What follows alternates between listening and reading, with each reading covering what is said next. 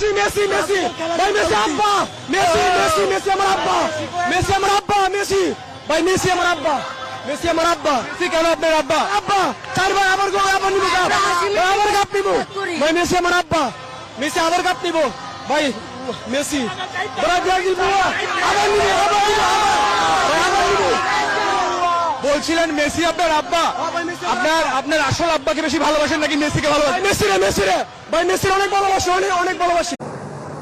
প্রিয় মুসলিম ভাই বোনেরা, আপনারা শুনলেন এই উম্মাদ বালকটির বক্তব্য।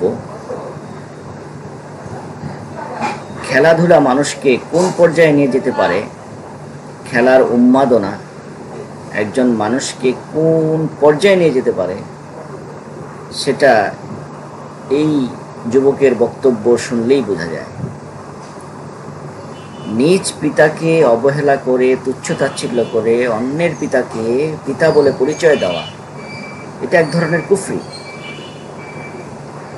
রাসূল সাল্লাল্লাহু আলাইহি সাল্লাম বলেছেন, যে ব্যক্তি নিজের পিতাকে ছেড়ে অন্য কাউকে নিজ পিতা হিসেবে পরিচয় দেয়, অথচ সে জানে যে ওই ব্যক্তি নিশ্চয়ই তার পিতা নয়, তাহলে জান্নাত তার উপর হারাম হয়ে যাবে। সহিহ বুখারী 4326, 4327, 6766, মুসলিম 63। আবু হুরায়রা রাদিয়াল্লাহু থেকে বর্ণিত, রাসূল সাল্লাল্লাহু আলাইহি ওয়াসাল্লাম বলেন, তোমরা নিজ পিতার প্রতি অনীহা প্রকাশ করো না, কারণ যে ব্যক্তি নিজ পিতার প্রতি অনীহা প্রকাশ করলো সে কুফরি করলো। বুখারী 6768, মুসলিম 62। তো এ ধরনের বক্তব্য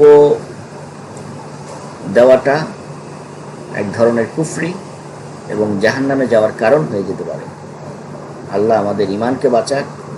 আল্লাহ আমরা আমাদের বাক্য চয়নে আমরা যেন সচেতন হই, আমাদের উন্মাদনাকে আল্লাহ সুবহানাহু ওয়া তাআলা যেন আমাদেরকে এটাকে যেন হেফাজত করুন।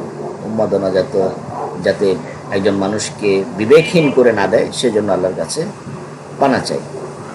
সবাইকে অসংখ্য ধন্যবাদ। আসসালামু আলাইকুম।